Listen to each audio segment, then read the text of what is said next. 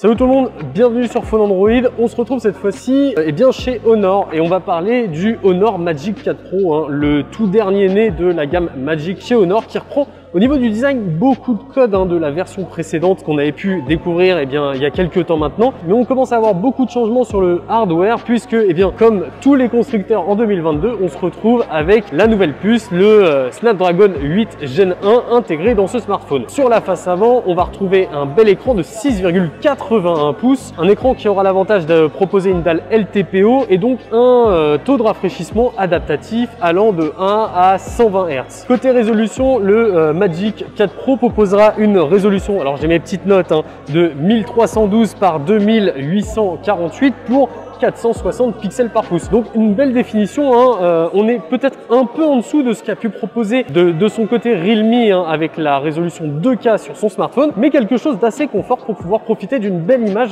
à l'utilisation. Évidemment, cette dalle couvrira l'ensemble du spectre DCI-P3 pour un rendu de couleur assez convaincant puisque la marque annonce 1,07 million de couleurs affichables. Évidemment, chose qu'il faudra vérifier et puis surtout s'assurer de la fiabilité colorimétrique de la dalle. Le module photo à l'arrière proposera quand même pas mal de choses très intéressantes. Donc premièrement, un capteur principal de 50 millions de pixels ouvrant à f1.8. On retrouvera un ultra grand angle également de 50 millions de pixels, cette fois-ci avec une ouverture f2.2 et un angle de vision de 122 degrés. On aura également le droit sur ce modèle à un téléobjectif périscopique de 64 millions de pixels capable d'aller de base à un zoom 3,5 fois, mais qui pourra aller jusqu'à x100 en numérique. Est-ce que le x100 numérique sera réellement utile et réellement exploitable? Évidemment, ça on pourra le vérifier lors des tests. Face avant, on retrouvera une caméra à grand angle avec un champ de vision de 100 degrés, mais bizarrement, on n'a pas eu d'informations sur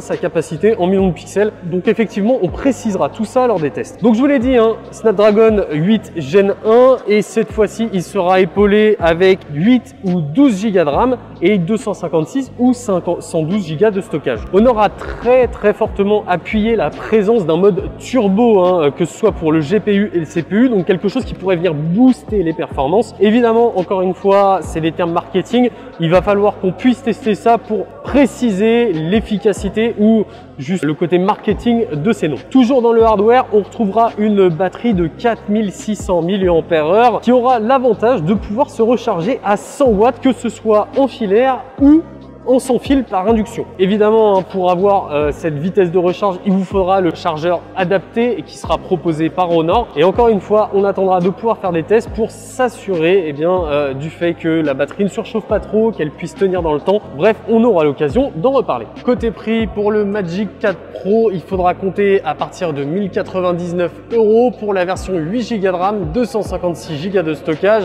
et une centaine d'euros supplémentaires pour la version avec 512 Go de stockage et 12 Go de RAM. Voilà pour ce petit tour du Honor Magic 4 Pro. On se retrouve très bientôt pour parler d'un autre sujet lors de ce MWC. C'était Nacreum. À bientôt.